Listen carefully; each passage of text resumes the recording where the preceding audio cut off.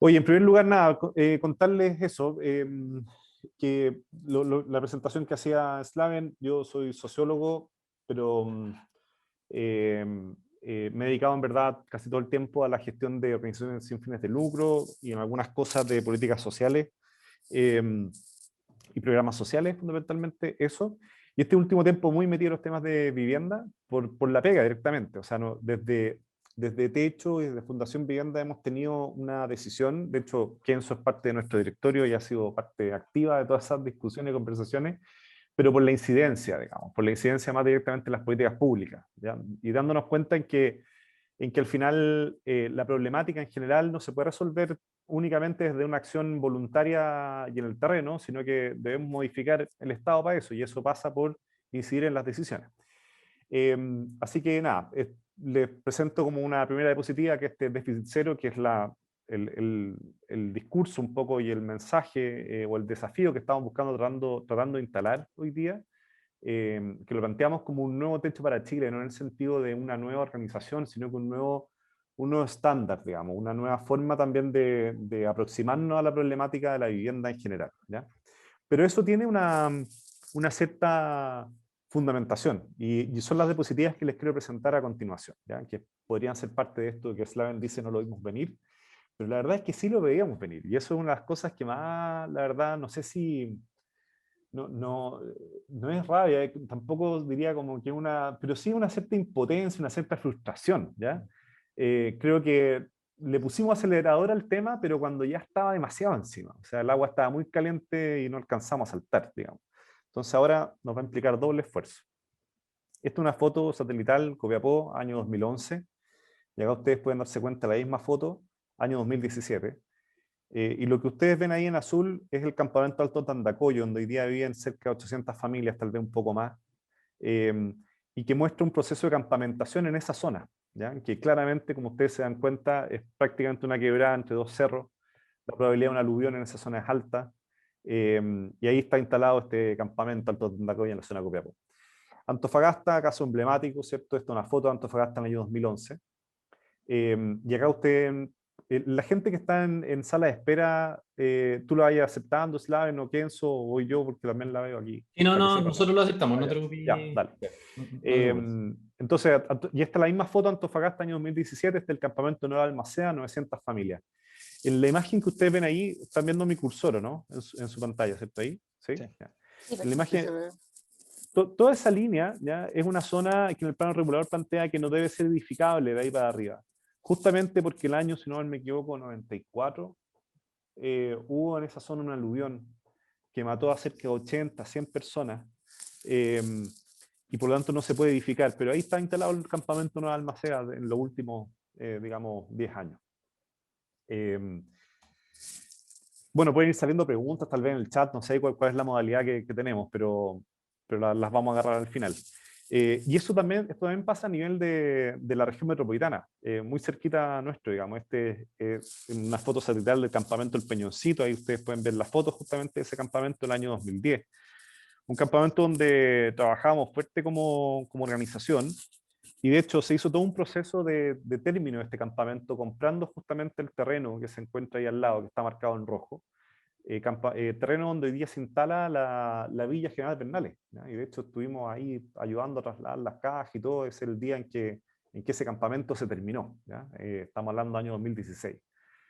Una villa súper bonita, súper potente, donde hoy día viven las familias, casas, en verdad, un proyecto muy bien realizado, con buenas áreas comunes y todo.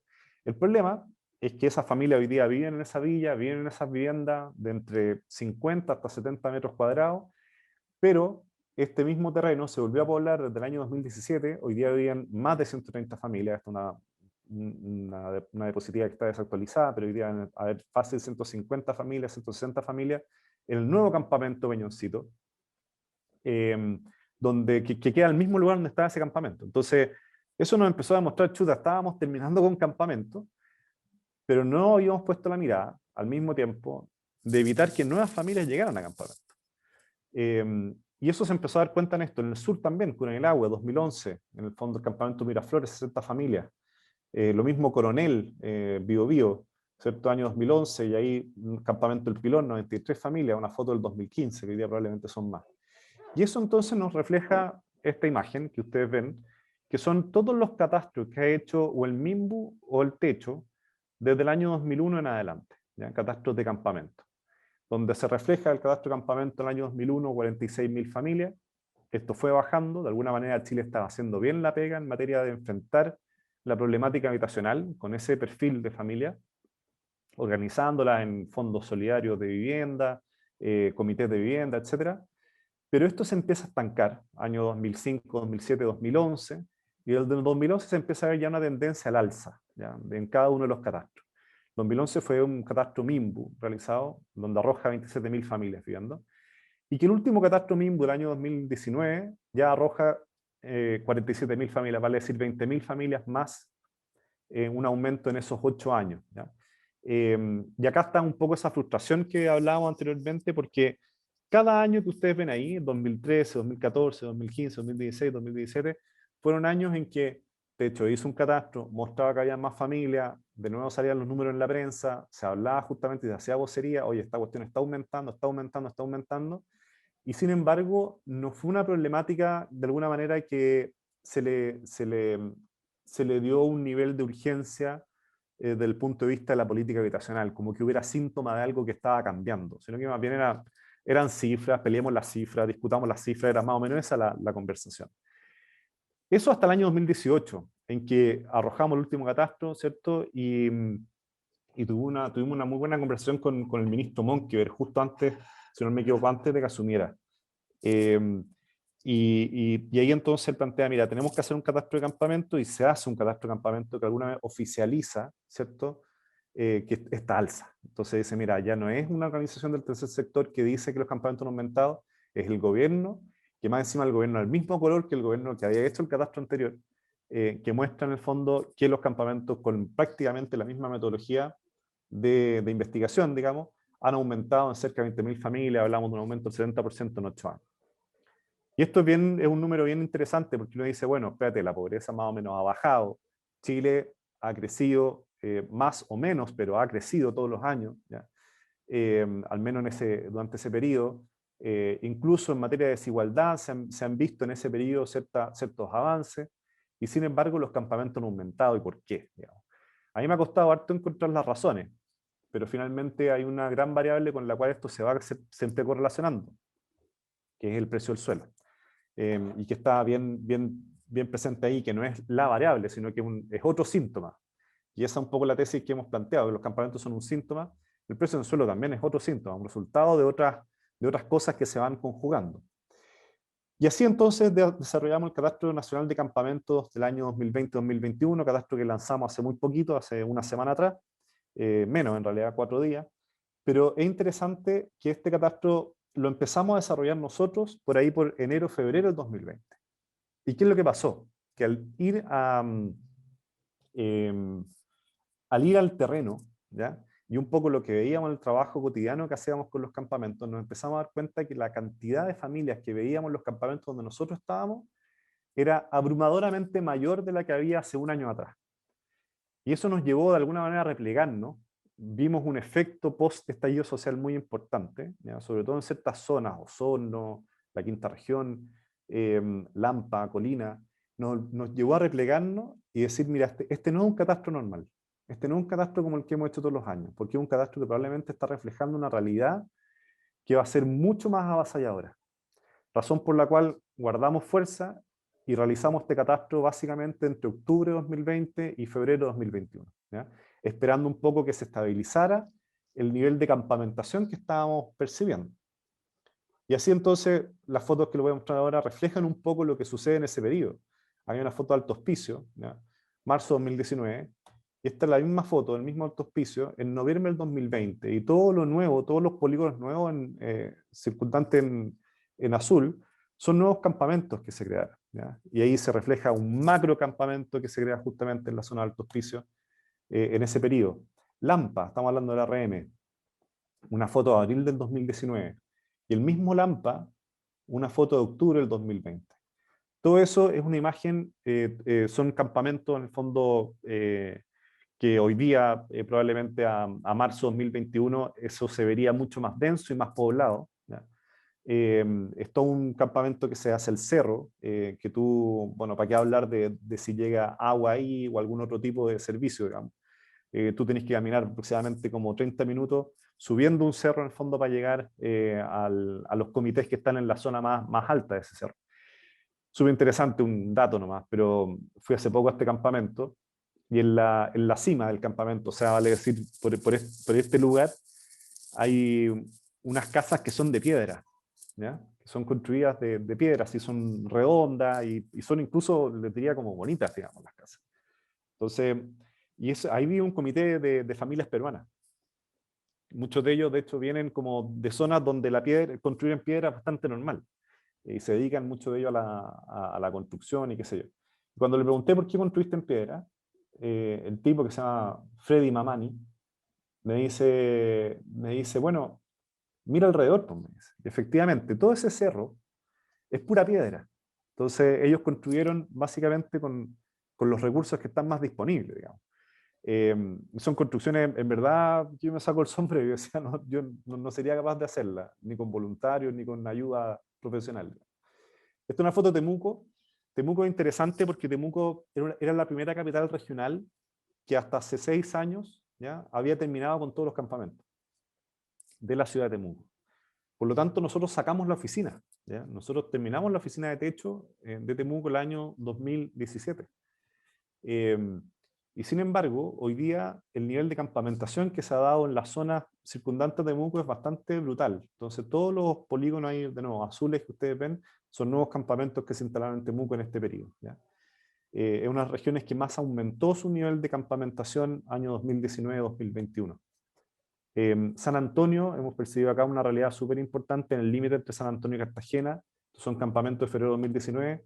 Y acá ustedes pueden ver abril 2020 cómo se han instalado todos esos campamentos nuevos en la zona de San Antonio.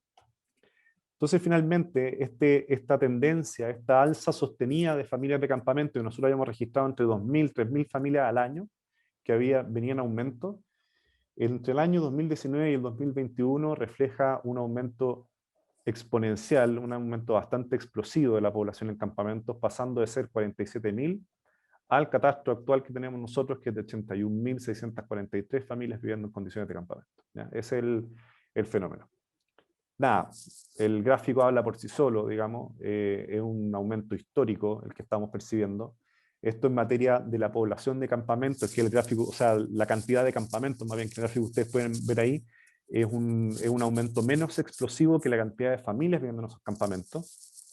En materia de cantidad de familias, el aumento es de 73,5%, y en materia de aumento de campamentos es de un 21%, lo cual obviamente se correlaciona con otros datos que les vamos a dar más adelante.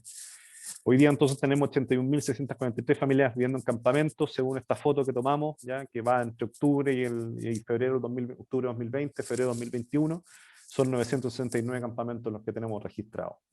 Probablemente el gobierno va a salir con un nuevo catastro, yo creo que lo va a sacar en unos 4 meses más, 5 meses más aproximadamente. Yo creo que ese catastro no sería sorpresa que arroje cifras aún mayores, ¿ya? Toda vez que sea más actualizado y que pueda tener incluso más capilaridad. Dicho esto, es súper interesante este gráfico, que muestra el momento en que los nuevos campamentos se instalan, ¿ya? O sea, ¿cuándo se instalaron esos nuevos campamentos? No todas las familias, ojo, no es una trayectoria de cada familia, sino que es una trayectoria del campamento. Y nos parece súper interesante mostrar que entre el último trimestre de 2019 y el primer trimestre de 2020, vale decir, previo a cualquier tipo de efecto de la pandemia, ¿ya? O sea, aquí el COVID-19 no existía en Chile hasta esa fecha. Y ahí se registra un total de 77 campamentos que se instalaron, que es por lejos la mayor proporción de campamentos que se instalaron en este catastro. O sea, por lo tanto, la gran mayoría de los nuevos campamentos que se han instalado en Chile, ¿ya?, son post-estallido social y pre-pandemia. Y eso nos parece un dato que creo que tenemos que analizar con mucha más cautela, más profundidad, cuál es el fenómeno que está ahí detrás. Hay algunas tesis que les voy a tirar ahora, en el fondo, al respecto, pero eso. Ahora, eso no necesariamente significa que el aumento mayoritario de las familias se haya dado también durante esas fechas. De hecho, la tesis que yo manejo, que yo diría en el fondo no tengo pruebas, pero tampoco dudas, la tesis que yo manejo es que las familias se engrosaron en los campamentos durante la pandemia, ¿ya? Fundamentalmente por otros datos que podemos, hay que relacionar después, digamos, pero la instalación de los campamentos se da en esos periodos, que sabemos que es un periodo en que baja de alguna manera el estado en el fondo de seguridad, de control, ¿ya? Y se legitiman muchísimas además causas sociales y durante ese mismo periodo, pero las familias, yo creo que engrosan mucho la cantidad de familias viviendo en campamentos durante la pandemia, fundamentalmente por el choque económico que la pandemia significa, ¿ya? Acá ustedes ven más o menos una distribución de los campamentos en función de pequeños, medianos, grandes y macro campamentos, ¿ya? Para que ustedes hagan una idea, pequeño campamento lo entendemos entre 8 y 20 familias, ¿ya? Campamento mediano es entre 20 y 50 familias. Campamento grande entre 50 y 80, perdón, campamento grande entre 40 y 80, mediano entre 20 y 40, y macro campamento sobre 80. Y acá ustedes se pueden dar cuenta un poco de lo que hemos visto. Aumentó mucho, ¿cierto?, la cantidad de familias, aumentó, pero no tanto la cantidad de campamentos, y eso está súper relacionado con que hoy día son muchos más los macro campamentos. De hecho, casi el 90% de las familias que se instalaron en campamentos en este periodo se instalaron fundamentalmente en macrocampamentos.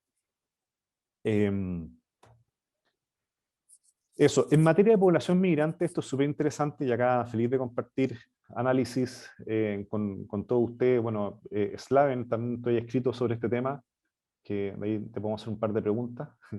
Pero en materia de población migrante, el catastro del mismo 2019 arroja justamente la cantidad de familias, de familias migrantes, 30,3% de las familias en campamento tenían jefatura de hogar migrante, ¿ya?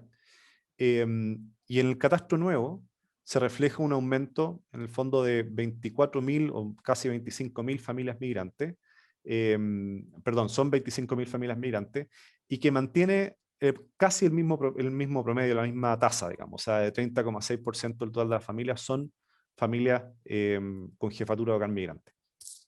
Entonces, este dato nos parece súper relevante, en primer lugar porque no podemos minimizar la población migrante en campamento, ¿ya? O sea, eso yo diría que es como una primera conclusión, que a veces tendemos a hacerlo, o sea, tendemos a decir, oye, no, si tenemos un problema la migración. Yo creo que acá detrás está jugando un papel importante la migración, sobre todo en tanto ha sido, de alguna manera, también un choque importante de demanda habitacional, ¿ya?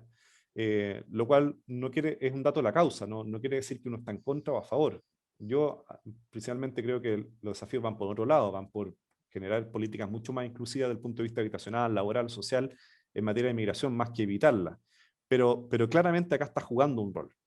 Pero en segundo lugar, no podemos esconder, ¿cierto?, el otro dato, que es que el 70% de las familias no son migrantes. Entonces este es un fenómeno que está afectando también mucho a familias chilenas, ¿ya?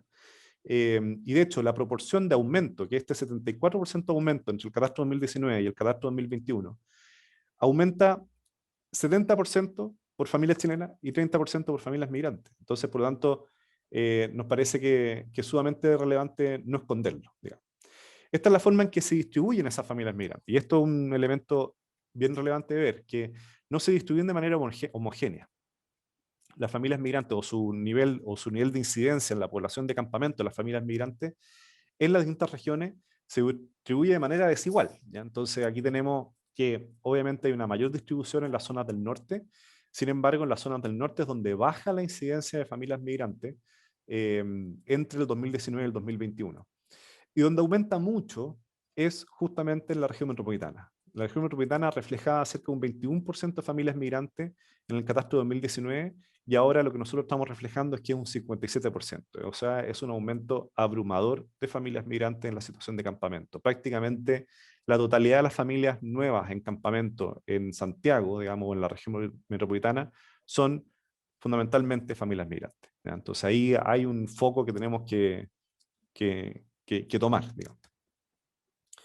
Cuando vemos justamente las familias migrantes, ¿cierto? Esto un poco en la misma línea, cómo se distribuyen a nivel nacional, vemos que la región metropolitana es por lejos, digamos, la región que influye más en cantidad de familias migrantes viviendo en situación de campamento, 11.000 familias, versus otras regiones. Ahí se muestran las otras que tienen mayor preponderancia, que son fundamentalmente nortinas, bueno, y aparece con mucha fuerza la región de Valparaíso.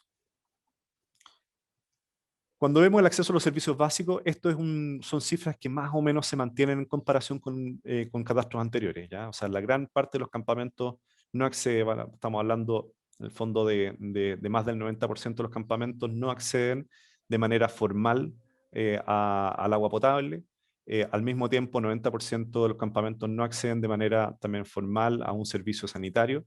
Y el 60% de los campamentos se conectan, digamos, a la luz o a la electricidad a través de conexiones informales.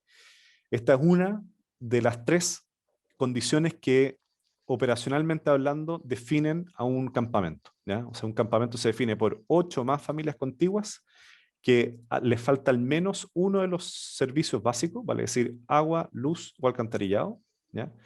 Y que se encuentran en una posesión irregular del terreno. Esas son las 3 características que definen metodológicamente cuáles son los campamentos y dónde están. O sea, qué es lo que entendemos por campamento. Cuando vemos resultados regionales, aquí hay algunas diapos nomás que nos parecen importantes. La incidencia en la región del Valparaíso aumenta con mucha fuerza. O sea, más que aumenta en realidad la región del Valparaíso, ha sido la región de mayor cantidad de familias en campamento de manera más o menos histórica en el último tiempo en Chile, sobre todo en el catastro 2019, pero eso aún aumenta más, ¿ya? En comparación con el catastro 2021. Hoy día, prácticamente 3 de 10 familias que viven en Chile en situación de campamento viven en la región de Valparaíso. Y aparece con mucha fuerza, ¿cierto?, la región metropolitana, siendo prácticamente un cuarto de la población de campamentos en Chile.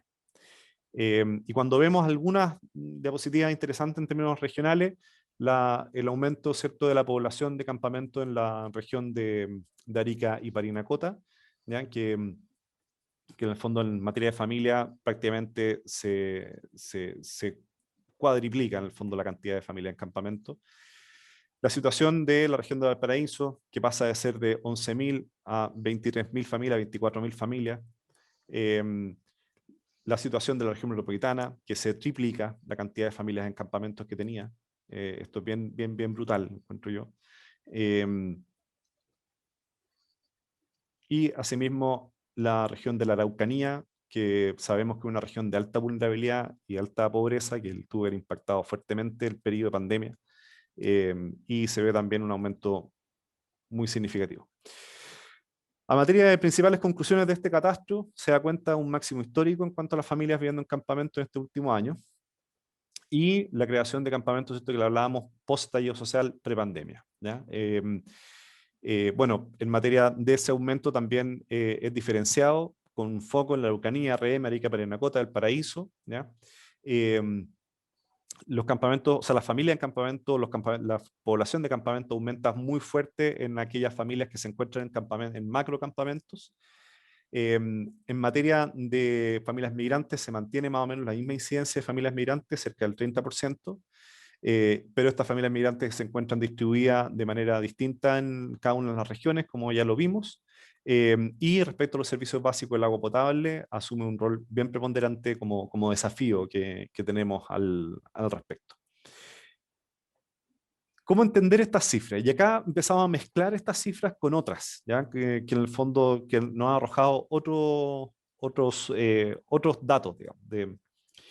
La mejor forma que tengo de explicarlo, ¿ya? Y no sé si Kenzo o Slaven alguna vez han visto esta presentación así, ¿ya? Pero en algún momento lo hemos explicado con una tina, en otro momento con otras formas, con otra analogía. Pero hoy día nos parece atractiva esta. Pensemos que los campamentos fueron una isla, ¿ya? De hecho, hace poco se entregó el proyecto Flor del Valle, que era justamente el proyecto de un campamento y se llama el campamento La Isla. Y ahí pensamos justamente en esta analogía, que pensemos que los campamentos fueron una isla. Esta isla, en el año 2011, tenía 27.000 familias viviendo ahí, ¿ya? Sin embargo, esta isla entre el 2011 y el 2019 creció de 27.000 a cerca de 47.000 familias, ¿ya? En 8 años. Pero esta isla, cuando vemos el dato del 2021, casi se duplicó, ¿ya? A ser cerca justamente de 81.000 familias hoy día viviendo en situación de campamento. O sea, la isla se ha visto crecer, esta isla en el mar. Y cuando vemos el por qué, y aquí sacamos datos del catastro del MIMBU 2019, ¿ya? Que además están súper corroborados por otros datos, que es de la encuesta de antecedentes previo que realizamos desde Techo Chile año 2017, que las conclusiones son prácticamente las mismas. Y acá entonces lo que nosotros identificamos es que, o sea, lo que identifica justamente Cadastro del Mimbu es que el 50% de las familias que se van a un campamento declaran como la principal razón para irse a un campamento razones de índole económico-laboral. La principal razón es que no tenía plata para el arriendo, ¿ya? Eso en un periodo de aumento del precio de la vivienda significa un aumento del precio del arriendo, y en el sector informal probablemente un aumento aún mayor del precio del arriendo informal. Más encima arriendos que ustedes se pueden imaginar, son arriendos sin contrato, muchas veces abusivos. Muchas familias que pagaban, por lo tanto, 150.000 pesos un año, al año siguiente tenían que pagar 250.000, 300.000 pesos, y eso ya sencillamente no les daba, ¿ya? Y significaba irse a vivir un campamento, cambiar su situación de pobreza, ¿ya? A estar por sobre, en el fondo, esa línea de pobreza en materia de ingreso disponible para otros tipos de gastos. Otras familias que perdieron su empleo, familias que vieron disminuido su ingreso, y esas razones económicos laborales finalmente los llevaron a vivir a un campamento. Un cuarto de las familias declaran que la principal razón es la necesidad de independencia, vale decir, familias que viven en situación de allegamiento o hacinamiento, y que algo nuevamente hizo un shock, o algo incentivó, motivó o obligó la necesidad de irse a vivir a un campamento. Estas dos realidades son dos realidades que se ven con mucha frecuencia también en el terreno, ¿ya? Y que se vinculan mucho al siguiente: ¿de dónde vienen estas familias? No por qué, ¿de dónde? ¿Ya? Y aquí, de nuevo, los datos del catastro de campamento 2019 arroja que el 40% de las familias que llegan en un campamento, antes de vivir en el campamento, vivían de allegado. No vivían fuera de Chile, no vivían en un campamento, vivían de allegado. Y el 35% de las familias, antes de llegar a vivir en el campamento, vivían arrendando, pero sin contrato, que se relaciona, ¿cierto?, con los objetivos, o sea, con las razones económicas laborales. Y esto es algo que tú ves hoy día, si vas a un campamento de los nuevos que se han formado. ¿Dónde estaban esas familias 3 meses atrás, 6 meses atrás? O vivían de allegado en la villa que se encuentra frente al terreno de la toma.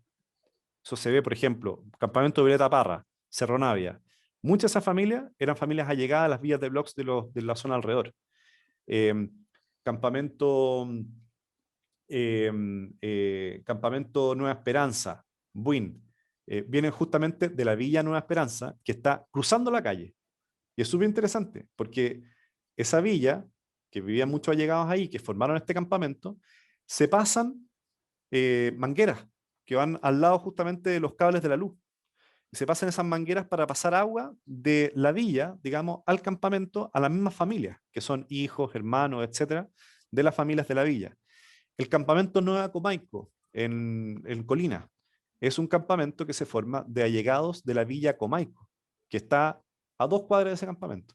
Entonces, la realidad de allegados que ven un terreno eriazo, finalmente, o sin mucha protección o lo que sea, que se toma el terreno y que ahí se instalan, es sumamente común. Y lo otro es la realidad de familias que arrendaban en conventillos, que perdieron el empleo justamente en la pandemia, que bajó su ingreso, una serie de otras razones, y que finalmente, en vez de estar pagando 150 lucas en una pieza donde viven 4, entonces deciden finalmente migrar, ¿cierto? Y instalarse en un campamento. O sea, el campamento, por lo tanto, lo que nosotros empezamos a darnos cuenta es que era como una especie de síntoma, era un estadio al cual llegaban familias que hace meses atrás se encontraban en un estadio de exclusión habitacional también, en lo que hemos llamado como una suerte de campamento oculto, digamos, lo que sea. Por eso vemos que el campamento está súper alineado o está súper relacionado con este dato, que es el déficit habitacional cuantitativo, ¿ya? Este es un gráfico, no lo puse ahí, disculpen, pero gráfico, sí, ahí está, CACEN, pero es diseño propio, pero con puros datos CACEN, ¿ya? 2017 en este caso. Y donde ustedes pueden ver que el déficit habitacional cuantitativo, vale decir, la cantidad de viviendas en el fondo que se necesitan en Chile conforme análisis CACEN, ha bajado en algunos años, ha aumentado en otros, pero se ha mantenido de alguna manera en los últimos 15 años de manera bastante estable, ¿ya? Con un aumento bien considerable en la comparación entre el 2015 y 2017. Y esto con los mismos datos, pero bajo la ecuación que realiza la Cámara Chilena de Construcción, plantea que el déficit habitacional cuantitativo no son, en el fondo, las 500.000 viviendas que estaban arrojando hoy día, 498.000 viviendas que hacen 2017, sino que son 740.000 viviendas. Eso es lo que arroja la Cámara Chilena de la Construcción. En ese análisis mezcla un poquito de datos del déficit cualitativo, ¿ya? Y saca justamente el allegamiento del décimo decil, que uno diría, bueno, un allegamiento a veces más transitorio o más por comodidad que necesariamente por necesidad. Eh, entonces, dicho eso, este es un dato que nos parece bien relevante. Por cada familia que hoy vive en campamento, de estas 82.000, hay otras 5 familias que viven en condiciones de allegamiento o hacinamiento. ¿Ya? Dato, hablamos CACEN, 450.000. Por lo tanto, de lo que estamos viendo cuando vemos esta isla de los campamentos de 81.000 familias, no es en verdad una isla, ¿ya? Y aquí viene la magia. Esto en verdad es un iceberg. ¿Ya? Que justamente lo que nos muestra es un campamento visible, pero que debajo del agua se esconde una suerte de campamento invisible, un campamento oculto, que puede llegar a ser 500.000, 750.000, no sabemos bien a ciencia cierta cuántas familias esconde, digamos, ese iceberg de la exclusión habitacional en Chile hoy día. ¿Ya? Cuando decimos que no lo sabemos bien, es que el déficit habitacional es un estimado, pero hoy día yo no he podido encontrar, y tal vez ahí es la en quien se pueden saberlo mejor, yo no he podido encontrar un dato que nos hable y que nos permita reconocer con mejor claridad la demanda habitacional. ¿Ya? Y por lo tanto, es un dato que siempre se estima y de alguna manera nuestro sistema actual de vivienda no va en búsqueda de esa demanda. ¿Ya? Es más bien pasivo en eso, recibe una cierta demanda, pero no descubre cuál es la demanda habitacional, en gran parte por las expectativas que se generan de algo que es muy difícil hoy día resolver. ¿Qué implicancias tiene desde el punto de vista estratégico para la política pública el definir que esto no es una isla, sino un iceberg? Una implicancia muy relevante. La implicancia es que tú no puedes solucionar los campamentos si no solucionas al mismo tiempo el tema del déficit. Y probablemente al solucionar el déficit tú estás solucionando no solamente los campamentos, sino que también otras problemáticas como el hacinamiento, el allegamiento, etc. Y un poco lo que hemos tratado de plantear desde Techo y Fundación Vivienda es no campamentizar los resultados que se arrojan detrás de este catastro de campamento. Que lo más fácil que uno podría hacer es decir, sabéis que tenemos que armar un plan, armar un programa de campamento, un plan destinado a los campamentos, etc. Pero resulta que aquí te están diciendo, si uno ve los datos históricos, ¿cierto? De los catastros del mismo MIMBU, estos datos, otras encuestas que existen, te están diciendo con mucha claridad que los campamentos son un síntoma, no son la enfermedad. Porque la gente que está llegando a campamentos, la principal que está llegando viene antes de estar en otro tipo de exclusión habitacional. Por lo tanto, tú no sacas nada con sacar un campamento, como lo hicimos nosotros en el caso del Peñoncito que les mostraba de Puente Alto, si al año siguiente van a llegar los que antes estaban arrendando en la zona o allegados de la zona. Salvo que eso sea parte de tu estrategia. Lo que tienes que hacer es resolver la problemática no solo de los campamentos, sino la problemática de la exclusión habitacional para evitar que nuevas familias lleguen a vivir en una situación de campamento. Es decir, enfrentar el iceberg en su completitud. Si nosotros viéramos esto como si fuera un análisis médico, ¿verdad? Tenemos un síntoma, que son los campamentos, tenemos una enfermedad, que es el difícil acceso a la vivienda digna hoy día en Chile, ¿cierto? No solamente en el déficit habitacional, más de 1,7 millones de personas viven en condiciones de hacinamiento, censo 2017. En promedio, la población más vulnerable que arrienda gasta cerca del 50% de su ingreso en ello. Bueno, y lo que les mencionaba, de acuerdo a la Cámara Chilena de Construcción, 740.000 familias no acceden a un espacio, digamos, a un lugar en la ciudad. Y esta es una realidad que tiene una cierta urgencia, una realidad insostenible. ¿Ya? ¿Y por qué una realidad insostenible? Porque detrás de la vivienda, y en eso también hay un cambio de paradigma que nos parece importante, que es un poco lo que está detrás de esta idea de vivienda primero, que seguramente la han escuchado o si no la van a escuchar en algún tipo de nueva clase, pero va a salir, supongo. Pero es no entender la vivienda como el resultado final de un proceso de inclusión social en el cual tú primero te incluyes desde el punto de vista educacional, luego en el laboral, ¿cierto? En el social y finalmente en el de vivienda, sino entender la vivienda también como un acelerador de un proceso de inclusión social, donde el cual, si tú también partes por la vivienda, genera otro tipo de círculos virtuosos para producir justamente esa inclusión en esas otras dimensiones. De hecho, el hecho de no tener vivienda significa que son familias, por ejemplo, sin un acceso a un derecho humano tan relevante como el agua potable. Estamos hablando de la gente que está en campamento. ¿Ya? Son niños y niñas que hoy día no tienen un espacio para estudiar. Nosotros creamos desde Techo un programa que se llama Techo para Aprender, que es justamente construir pequeñas salas de clase en campamento, y el aporte que ha dado a la familia es gigantesco, porque no tienen espacio en los campamentos y menos familias que están en condiciones de hacinamiento para que los niños puedan justamente estudiar. personas que son más propensas a enfermedad y contagio, lo que hablaba justamente Slaven antes de empezar esta conversación. El nivel, digamos, el nivel, por ejemplo, de enfermedades respiratorias, de mayor propensión a ese tipo de enfermedades en viviendas con mala aislación térmica, es muchísimo mayor que en otros lugares. Entonces estamos hablando de ese perfil de familia, que significan, por lo tanto, también un costo social, digamos, un costo para el Estado en estos periodos. Personas sin un lugar que cuidar o un lugar en el cual invertir o un lugar en el cual proyectarse, ¿ya? Este fenómeno es un fenómeno súper relevante en muchos países de Latinoamérica, ¿cierto? Ha sido súper estudiado por algunos economistas, en el caso particular Hernando de Soto, que es justamente la idea de que las familias que no tienen, por lo tanto, una vivienda, no tienen un activo bien relevante sobre el cual invierten, que se transforma en un activo también para su inclusión el día de mañana financiera u otros tipos. Eh, por lo tanto, es como siempre una sensación de transitoriedad, algo en el cual el día de mañana me voy a otro lugar, por lo tanto no invierto hoy día en eso, no me proyecto acá. Y eso tiene una serie de implicancias en el cuidado, en la identidad con el lugar, etc. Familias viviendo en condiciones de riesgo e inseguridad. Todavía no hay un dato exacto, pero datos que han salido del gobierno, datos eh, eh, en el fondo generales, superficiales que hemos hecho nosotros, es que más del 45% de la población de campamentos se instala en zonas de riesgo de aluvión, etc. Y esta es una cifra, y esto es una realidad, que a mi juicio tensiona crecientemente también la convivencia social en Chile.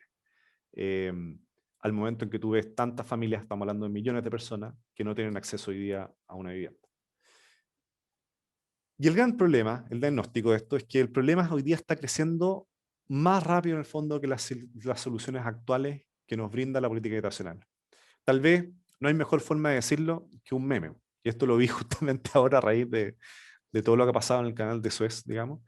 Pero me parece que es bastante gráfico de lo que está sucediendo.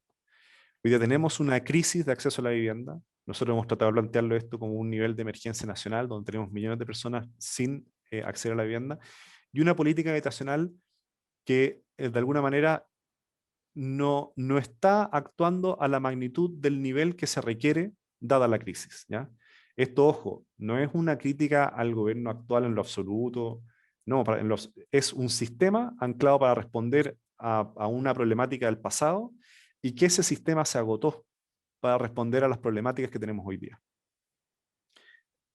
Acá les quiero dejar una foto justamente de un comité de vivienda que accedió vía transparencia, vía ley de transparencia, a saber cuánto eran quienes postularon al subsidio habitacional del DS49, que es el Fondo Solidario de Vivienda Sin Deuda, ¿ya? Para los que no saben, es básicamente la solución que tienen las familias más vulnerables en Chile para poder acceder a una vivienda que es sin deuda y donde se financia prácticamente un 99% del costo de esa vivienda a través del Estado. Es un subsidio en verdad súper potente. Son más o menos entre una solución de 1000 UF, aproximadamente 28 o 30 millones de pesos, que son los barrios que se construyen de vivienda social hoy día, ¿ya? Resulta que al llamado del DS49, de este subsidio, 2020, postulación individual, porque tú puedes postular como comité o puedes postular como familia, ¿ya? Postularon un total de 213.000 familias para un total de un cupo de 3.200 familias. O sea, estamos hablando que acá dejamos a 210.000 familias sin respuesta. Entonces, si esto no es una olla a presión, si esto no es una crisis, digamos, de demanda habitacional, y si esto no es el esquema que les mostraba acepto del barco en el canal de Suez, con una retroexcavadora tratando de sacarlo, pequeña, estamos tratando de matar un elefante o de derribar un elefante en una cerbatana, en este caso. O como diría, digamos, un amigo acá, estamos tratando de ir a una guerra nuclear con una cortapluma. Entonces, al respecto, esto es lo que vemos que está sucediendo, digamos, que tenemos hoy día una brecha, que es lo que es un déficit sino una brecha, entre el stock que hay hoy día de demanda habitacional y el flujo de oferta habitacional para dicho stock. Entonces se genera una olla a presión cuya válvula de escape, en el fondo la solución, ¿cierto?, no es suficiente. La urgencia es que esta ya no es una bomba de tiempo, porque la olla ya explotó. Y el catastro de campamentos que les acabo de mostrar, de 47.000 a 82.000 familias, muestra justamente esa explosión, que probablemente sigue explotando hoy día. Creo firmemente que hoy día estamos en presencia de un estallido habitacional. Por eso no es casualidad que post-estallido social es cuando más se refleja el nivel de toma y de campamento en Chile, digamos. Es porque estamos frente a un estallido habitacional. Y ahí aparece, ¿cierto?, un esquema al respecto. Es por eso que creemos que nuestro sistema de vivienda se agotó en su capacidad de respuesta a la necesidad habitacional actual, está totalmente desbordado, creándose, por lo tanto, y esto es tal vez lo más peligroso, creándose, por lo tanto, un sistema habitacional alternativo. Hoy día el principal portal de compra-venta de vivienda no es TokTok ni es portal inmobiliario, es Yapo. ¿Ya? Y porque justamente se genera en Yapo un arriendo, una compraventa que es informal. Y por lo tanto este sistema habitacional alternativo es lo que hoy día ha generado arriendos informales, campamento, allegamiento, incluso compra-venta de terreno. De alguna manera, la población, y yo diría que especialmente la población más vulnerable, estas 600.000 familias, 500.000 familias, o estas 210 familias que quedan sin respuesta del DS-49, ¿dónde ven una posible solución de emergencia? Lo ven en vías que no son institucionales. No lo ven en el mercado formal, porque no pueden acceder ni al crédito hipotecario, o etcétera, o los arriendos están por sobre, en el fondo, su capacidad de pago, y no lo ven en el subsidio habitacional. Por lo tanto, se crean soluciones más bien de índole informal. Y el problema es que son soluciones, por lo tanto, a expensas de la institucionalidad, con todas las problemáticas a nivel de derecho humano, a nivel de derecho, a nivel de planificación, etcétera, que conlleva aquello. ¿Ya? Frente a esto, hay hartos nudos, ¿ya?, que podemos dilucidar. No es mi intención acá entregar un análisis exhaustivo de todo lo que está pasando, sino que cosas que no han aparecido y que creo que están jugando acá. Lo primero es un aumento no solamente en la cantidad, en la magnitud, por lo tanto, sino en la complejidad, vale decir, o sea, un aumento de la complejidad de la demanda, no solamente en su magnitud, sino que también en su diversidad. ¿Ya? Y acá lo que hemos visto es que ha aumentado la presión por vivienda, ¿ya?, en nuestras principales ciudades. Probablemente ahí el flujo migratorio tiene un rol que jugar. También el anhelo, en el fondo, por vivir más conectado en las ciudades. Probablemente también la composición de las familias en Chile hoy día. Pero también hay un aumento de la diversidad de esa demanda. Familias que están buscando distintos tipos de soluciones. Tal vez antes era mucho más homogéneo esto. Y a esto se le agrega un aumento de los actores invirtiendo también en el parque habitacional. Entonces, esta demanda, lo que hace, ustedes saben, ¿cierto?, aumenta la demanda y la oferta se mantiene tal cual, lo que genera finalmente un aumento fuerte en el precio del suelo, si es que no tenemos mecanismos regulatorios al respecto, ¿ya? Y que es más o menos lo que sucede en Chile. Entonces aumenta el precio del suelo, por tanto la escasez de suelo para fines de vivienda social o familias sin el suficiente poder adquisitivo para meterse en ese mercado del suelo. Esto en un contexto en que tenemos políticas habitacionales y de suelo, más bien no tenemos políticas de suelo, que están totalmente desactualizadas para responder justamente a los cambios en este entorno, ¿ya? En el entorno del aumento en la demanda y en el entorno del aumento del precio del suelo. A esto sumémosle altos filtros o barreras de ingreso, especialmente para la población más vulnerable. Hablamos de filtros administrativos, mucho tiempo, mucho trámite, etc. Hablamos de filtros económicos o financieros, y hablamos también de filtros sociales. Entonces, hoy día, por ejemplo, la probabilidad que a una familia migrante de América Latina eh, se le arriende en un mercado formal de departamento, a pesar de que tenga contrato, a pesar de que tenga un ingreso, es baja. O sea, también hay acá filtros sociales que están impactando en nuestro mercado inmobiliario. Hay un problema de gestión. Tenemos una gestión justamente de la política pública habitacional altamente centralizada y que no permite abrir espacio a nuevos y variados tipos de soluciones.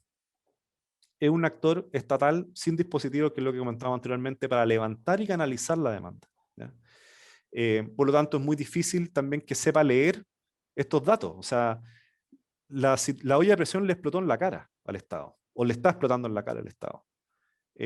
Pero ¿cuál era el dispositivo para poder percibir esta demanda habitacional previamente? Digo, 10 años atrás, 8 años atrás. Probablemente esos dispositivos no existían. Y un ámbito social, hay un desafío acá en materia del ámbito social, porque la gestión social en los proyectos habitacionales es sumamente relevante, sin embargo está poco priorizada. Seguimos entendiendo la política de vivienda como una política fundamentalmente de infraestructura. ¿ya? Y no como una política social. El mejor ejemplo de eso es lo que sucede en el año 80, principios de los 90, ¿cierto? Con las vías de bloques, en el fondo grandes complejos de muchas familias, estamos hablando de miles de familias, en viviendas con muy baja participación, en zonas muy segregadas, lo cual en vez del sueño de la casa propia se transforma en la pesadilla. Muchas de esas familias, y lo levantamos de hecho el año 2017, donde arrojaba que el 8% de las familias que les preguntábamos declaraban que la principal razón para irse a vivir a un campamento era la calidad de vida de su actual barrio, el cual estaban generalmente tomados por narcotráfico. Y eso puede volvernos a suceder, si es que no priorizamos un trabajo social justamente en que las familias, al momento de irse a una nueva vivienda, se van también con una comunidad que se protege y se ha mostrado ser uno de los principales factores protectores justamente para el fenómeno de la inseguridad o de la delincuencia o el narcotráfico que está afectando fuertemente a sectores más segregados y a no tan segregados también. Y por último, la disponibilidad de recursos. Vale decir, a pesar de un aumento constante de los recursos que hemos tenido en el último tiempo en esta materia, este aumento constante de los recursos no ha alcanzado, obviamente, a, digamos, a ser suficiente frente al aumento de la demanda y frente al aumento del precio del suelo. Probablemente porque el aumento del precio del suelo también se alimenta de este aumento en los recursos disponibles para ellos. Tal vez uno de los desafíos más interesantes, a mi juicio, que tenemos hoy día en Chile en materia de política pública es cómo disociar el aumento de los recursos desde el punto de vista de la vivienda del aumento del precio del suelo. Hay un desafío interesante para este curso, creo yo, en Slaven y Kenzo. Dicho eso, tenemos hoy día miles de familias, millones de personas que en Chile no pueden seguir esperando. Hablamos de familias que llevan 30 años en un campamento y se han puesto en la fila, han formado su comité y sin embargo no pueden llegar a una vivienda. Chile no puede esperar esto porque no aguanta más, en verdad. Estamos frente a este, les decía, estallido habitacional. Y lo interesante, al menos que creemos nosotros desde Techo y Fundación Vivienda, es que en Chile no solamente se debe, sino que se puede terminar con el déficit habitacional. No solamente es justo, sino que es bueno para todo y todas, y es bueno no solamente porque es bueno para esa familia, es bueno porque tiene también una serie de réditos sociales, ¿ya? Creo que no hay mejor ejemplo que lo que vivimos durante el 2020. O sea, cuando estamos todos como vueltos locos en el mundo buscando la vacuna, y mientras se decía, ¿cierto?, en Chile, quédate en tu casa, bueno, teníamos 600.000 familias que no tenían casa. O sea, el quédate en tu casa para ellos era una suerte de burla. Entonces, por lo tanto, vemos que hay en el déficit cero, en este planteamiento, hay una suerte de idea también de una nueva, de la otra vacuna. La pregunta es cómo podemos crear nosotros hoy día la ruta para esa otra vacuna. Si logramos en el fondo vacunar hoy día en Chile a, no sé, 6 millones, 7 millones de personas en tan poco tiempo, bueno, yo creo que nosotros estamos con las capacidades, con las ideas además que han dado vuelta para poder responder y terminar con el déficit habitacional en Chile, o al menos aquellas familias que necesiten y quieran tener una vivienda, que puedan acceder a una vivienda justamente en nuestro país. Es por eso que planteamos este desafío, ¿cierto? Déficit cero, que lo planteamos como un nuevo techo para Chile, es justo, debemos poder. Y hacia allá estamos tratando de remar en todas las líneas. ¿Qué implica este déficit cero? ¿Cuál es la propuesta marco, finalmente, mediante la cual podemos hablar? Son principalmente tres cosas. Aquí se me corrió un poco la imagen, pero para que ustedes puedan ver, son tres grandes pilares, o cuatro en verdad podríamos hablar. Recursos, ¿ya? En primer lugar, disponibilizar de recursos, cambiar el tipo de gestión, enfrentar la problemática del suelo, sin la cual, aunque tengas recursos, aunque tengas gestión, no puedes solucionarlo, y que estas tres cosas se muevan hacia la construcción de una ciudad justa. Ese es el cuarto que no está acá, pero está acá de hecho. Y para explicarles bien más o menos la propuesta marco, es la idea de crear un fondo de respuesta habitacional, ¿ya? Que de alguna manera este fondo de respuesta habitacional permita responder a una nueva demanda, ¿ya? Pero promoviendo una nueva oferta. Y este fondo de respuesta habitacional debe estar destinado a soluciones habitacionales de familias que necesitan vivienda. Y el monto sería más o menos el equivalente a 1000 UF actuales, ¿ya? Que es más o menos el estándar que hoy día entrega un subsidio, un fondo solidario de vivienda sin deuda. La idea es que esto descentralice y por lo tanto distintos actores puedan presentar distintos proyectos habitacionales a este fondo. Y con eso hacer mucho más parte actores que hoy día están planteando soluciones. ¿ya? Pero que no tienen las potestades, ni las herramientas, ni las capacidades en el fondo para ejecutarlas. Municipios, el día de mañana los gobernadores, el mismo comité de viviendas, cooperativas, sector sin fines, actores sin fines de lucro, incluso empresas inmobiliarias. Esto permitiría de alguna manera que a este fondo lleguen múltiples soluciones que permitirían también adaptarse para múltiples necesidades locales, ¿ya? Hablamos que pueden ser soluciones en materia de arriendo, en materia de propiedad, en materia de autoconstrucción asistida, puede abrirse el espacio para el leasing, puede abrirse el espacio para la regeneración urbana, para viviendas evolutivas, etc. Pero la idea es que este fondo priorice, ponga ciertos estándares, incentive aquellos proyectos habitacionales que apuntan a ciertos principios de una ciudad justa: densificación equilibrada, integración social, equidad urbana, organización comunitaria, sostenibilidad en la construcción, entre otros principios. Y por lo tanto, el contar con este recurso, digamos, permitiría apalancar otras voluntades en el fondo, promoviendo acuerdos entre actores que apunten a solucionar la problemática. Esto permitiría, de alguna forma, que se abra el espacio para múltiples soluciones que existen hoy día y que no han tenido, de alguna forma, la cancha, en el fondo, para ejecutarse con mayor magnitud. Hablamos, hoy día están en juego modalidades de arriendo, social, protegido, transitorio, etcétera, urbanizaciones en mismos campamentos, pequeños condominios, barrios de vivienda en propiedad, como se ha hecho históricamente en el DS49, autoconstrucción asistida, o esta idea más de vivienda evolutiva que puede ser interesante para zonas más rurales. Bueno, y así como estoy mencionando algunas, hay muchas otras que no se me ocurren a mí, que no se nos han ocurrido todavía y que podrían surgir al momento de contar con esto.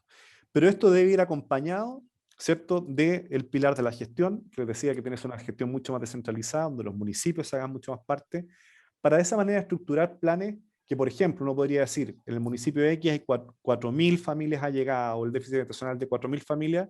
Bueno, se plantea entonces un gran plan de regeneración urbana, contando con estas 1.000 UF por familia, que si es una regeneración de densificación equilibrada, podría llevarnos, por lo tanto, a que sean 1.100 UF por familia, y con un programa así tú puedes tener ciertas economías de escala, puedes convocar, digamos, a otros actores, y que pueda permitir de alguna manera acuerdos para un tercer pilar, que es el suelo, donde lo que nosotros vemos es que el Estado debe ser mucho más gestor del suelo de lo que es hoy día, y que efectivamente, y esto lo hemos conversado en otras instancias, bueno, con el mismo Slaven y con Kenzo, hay un documento que nos parece interesante, que es una comisión que trabajamos que se llama 2060, que se los puede compartir en otro momento, pero donde plantea ciertos elementos al respecto, en que si tú vas a construir infraestructura que el día de mañana genera plusvalía, genera mejor calidad de vida, en suelos que hoy día se encuentran más bien segregados, el Estado deberá hacerse parte de ese proceso, asegurando gran parte de ese suelo, para que el día de mañana se priorice con fines sociales, justamente para esas familias que después de esa plusvalía, después del aumento en el valor del suelo, no van a poder justamente comprar ni hacerse parte por su poder adquisitivo de ese mercado. Y hasta el momento, sin tener toda la respuesta, porque la idea de esto es poder plantear ciertos desafíos y que hoy día los expertos, los técnicos, la ciudadanía pueda discutir respecto a ello, para diseñar en conjunto la ruta para el déficit cero. Ese es el planteamiento que estamos haciendo. Pero eso sería más o menos la propuesta. Y lo que estamos hoy día de techo es levantar estos datos, levantar estas ideas, convocar una plataforma más bien colaborativa de multiactores en torno al tema, para proponer ideas técnicas, políticas y financieramente factibles, y de esa manera influir. Acá hay una cosa, eso les diría. Las otras cosas pueden quedar para la pregunta, para la conversa, para la discusión. Punto final.